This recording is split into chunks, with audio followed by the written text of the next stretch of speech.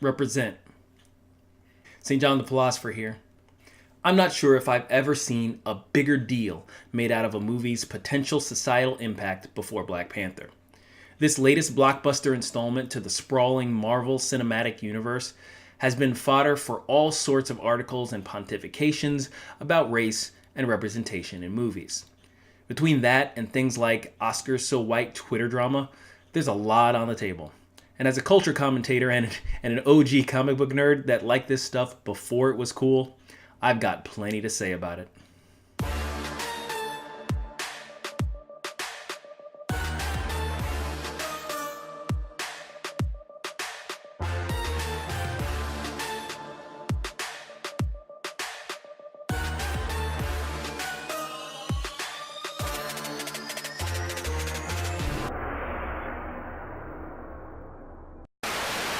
Black Panther is going to be the first movie to feature an authentic look at an African culture. You were kind.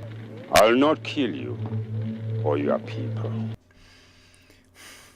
Black Panther is unique in that it showcases a modern and prosperous African nation.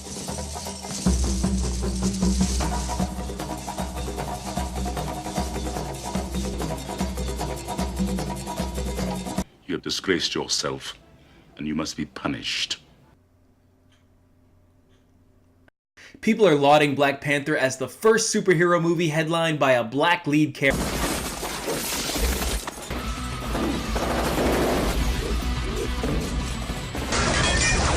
Are you out of your damn mind?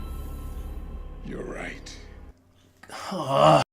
People are excited about Black Panther because it's the first big-budget sci-fi property starring a black actor. Who's the man?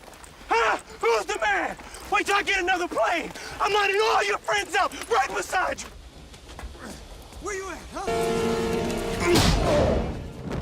Welcome to Earth. This continuing story. Look, I don't know if you're hearing me. Oh, come on. Look, regardless of what the facts say, I'm going to remember Black Panther as the greatest superhero ever!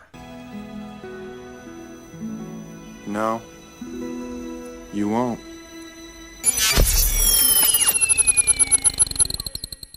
Hyperbole aside, Black Panther does stand out among its peers as a particularly African-flavored movie from a particularly black creative team, both in front of and behind the camera. And it's definitely the first of its kind for this particular era of movie making. But the breathless reporting of Black Panther as some sort of seminal moment, a breakthrough, yeah, it's a bit of a stretch.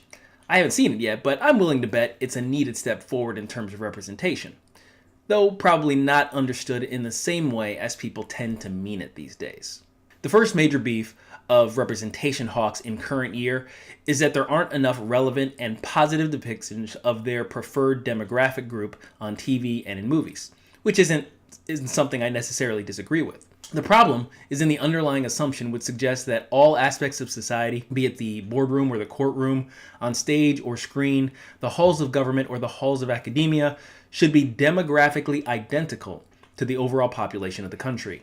In America, that means 50% male to female, 72% white, 13% black, 5% Asian, and so on and so forth. And the assumption is that when it's not, it's indicative of active discrimination. On the surface, this sounds pretty logical, but if you really think about it for a few extra minutes, it quickly falls apart. Women dominate the field of K-12 education, for example. If the correct percentages should be 50-50, are we to assume that there's a matriarchal system operating in public schools to exclude men from pursuing these influential careers? Men make up the vast majority of workplace deaths. Perhaps we should incentivize more women to get into the types of fields that put them in mortal danger on a regular basis. In order to make things more fair, of course. You get my point. You can't prove systemic issues simply by virtue of there being a disparity. Just like for predominantly female teachers and predominantly male workplace deaths, without knowing all of the mitigating factors, which I've yet to see addressed anywhere really, in regards to entertainment, I'm not willing to say whether Hollywood is getting better or worse when it comes to diversity. What I do know is that professional boundaries and audience prejudice in the past certainly didn't create a good environment to start with. So the more people we can get from more varied backgrounds, the better. In that vein, movies like The Black Panther are indeed contributing to positive changes in Hollywood and our culture at large. Now, besides the demographic bean counting, the second problem with representation hawks is a false notion of exclusive ownership. Basically, in the instances when they do get the type of representation they're asking for, they believe it's only for them and no one else. In fact, they view it as an affront for people from the wrong race or ethnicity to even like it. As the debut of the Black Panther movie approached and the studio hype machine was in high gear, I saw a lot of black people on social media essentially claiming the film to be only for black people, going so far as to impose rules on the potential white audience. I also saw some well-meaning but misguided white folks tripping over themselves to signal their virtue in that regard. Oh, you don't believe me? Check out this foolishness.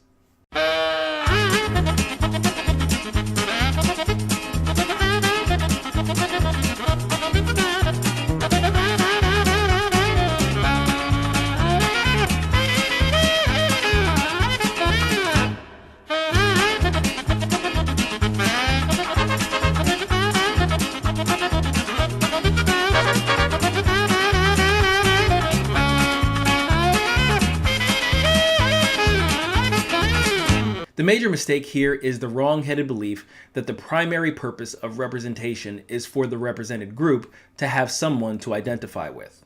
While on some level this is a definite and positive good, sharing surface traits with a character isn't the only way to identify with them. It's not even the best way.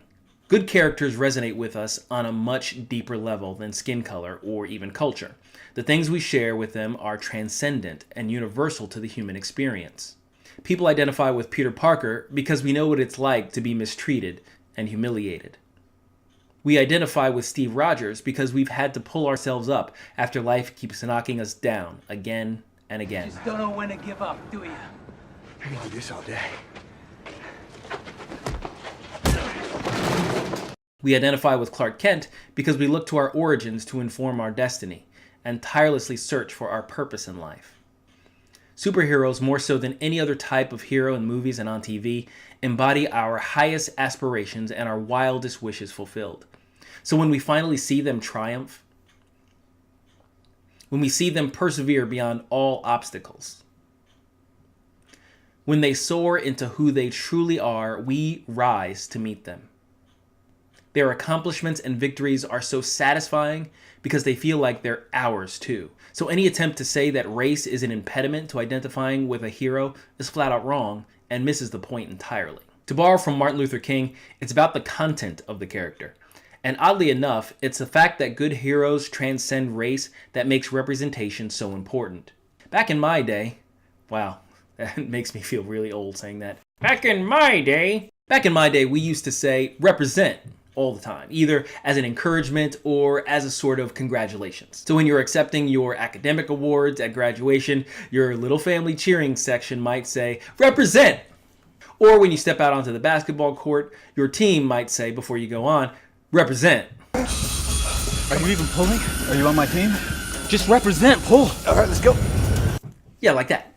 In either case, it's based on the idea that your actions as an individual are seen as a reflection on the group. That in the moment, you are an ambassador, a living billboard advertising what the group is all about.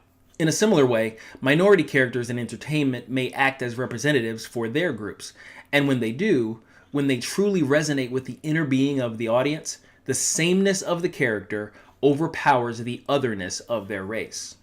There is no better way to destroy racism than through positive relationships. And for those couple of hours you spend with characters in a movie are a kind of brief relationship in and of themselves.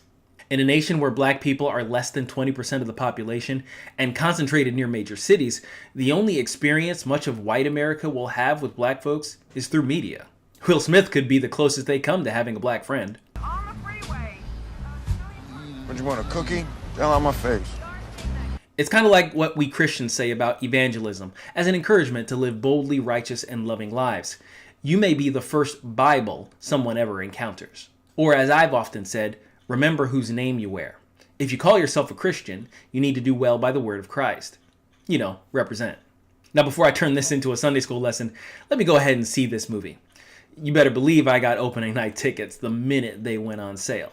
I'll be right back. Oh, what a ride. The makers of Black Panther represented.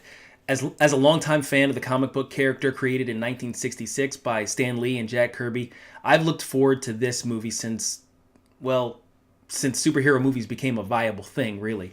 Like all its predecessors in the Marvel Cinematic Universe, Black Panther is well shot and well written, with a cast of interesting characters that shepherd us through a unique part of Marvel's version of the world. The overall Afro-futurist aesthetic of the fictional African nation of Wakanda simultaneously awakens images of the colorful Guardians of the Galaxies movies and any number of real-world African tribal styles. In a word, is dope. The action was pretty good, though I get the feeling that writer-director Ryan Coogler wasn't particularly comfortable handling the hand-to-hand combat scenes. The wider, more fluid shots we saw in Civil War that showcased brilliant stunt choreography and visual effects were replaced with overused close-up shaky cam that could leave some viewers a little more confused than awestruck. And the fast, sweeping camera movements in the opening narration sequence left my wife a little dizzy. You mean dizzier than normal? But overall, it stayed mostly true to the types of visuals Marvel movies have become known for. It really showcased the production design. You've never seen anything like this. Having witnessed the introduction of the movie version of the Black Panther character in 2016's Captain America Civil War, I knew the story of his first solo film was going to surround Prince T'Challa's ascension to Wakanda's throne. But I was pleasantly surprised by where the plot took us. There was potential for a movie about royal political intrigue to tread far too familiar ground. But Coogler, along with co-writer Joe Robert Cole, managed to weave 21st century socio-political questions into a unique and interesting tapestry that could easily have taken place hundreds of years ago. Minus the hover ships and stuff. Maybe I'll do a more in-depth analysis of the movie's social implications a little later. But all in all, I really enjoyed this film and recommend it highly. As a good example of minority representation in American entertainment, Black Panther wears the crown.